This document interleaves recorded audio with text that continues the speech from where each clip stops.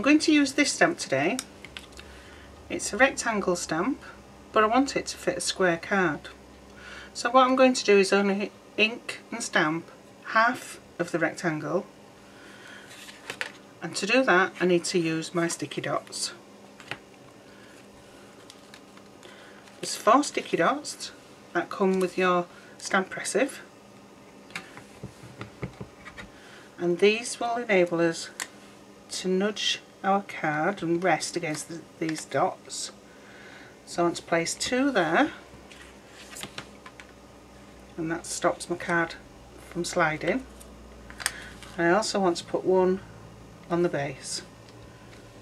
So when we put our card in, it rests against the bottom and butts up against the edge. I know it's not straight, but it doesn't really matter. So if I peel off my stamp,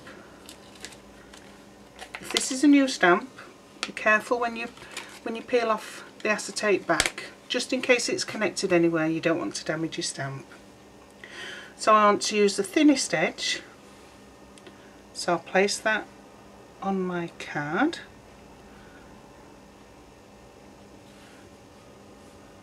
Okay, I'm going to pick up the stamp with my lid. The stamp is a little bit sticky. I've been using it for other things, so the card might move, but not to worry, because all I have to do is place it back and rest it against these dots. You can put another one in there, there is a spare one, it's up to you, but 3 is really enough.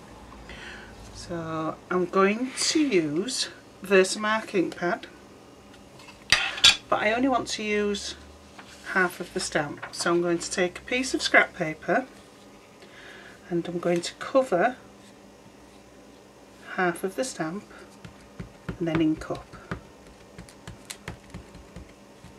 So you might not be able to see this on screen, but I'm going to put plenty on. And I do have plenty of time because the Versamark does take a little while to dry. So close the lid, use the roller,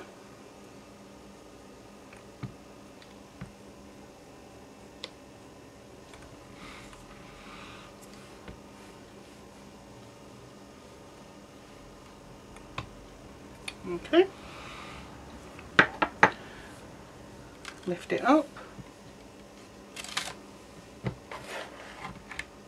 I'm going to turn my card 180 degrees and I'm going to slot it back on there, up against the 2, resting on the 1,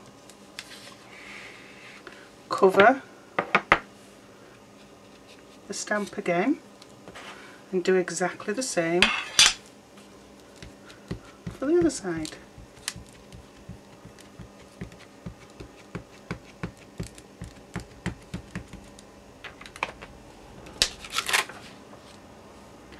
Close the Stampressive,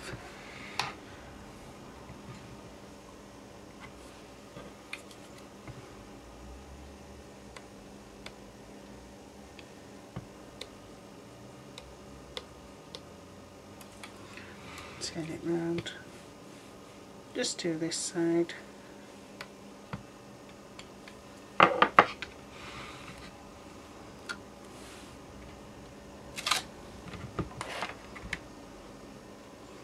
I'll just heat emboss that and then show you.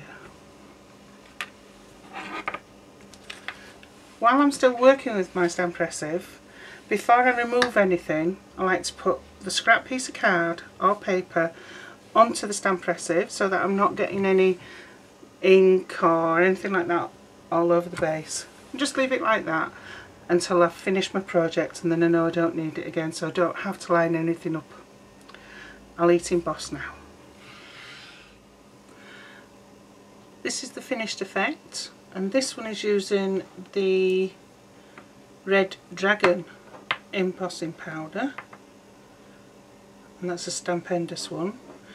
I thought it was a little bit too dark. It picks up the light quite nicely, but it's not what I expected. So because I didn't move my dots, I could place the card back into the Stampressive.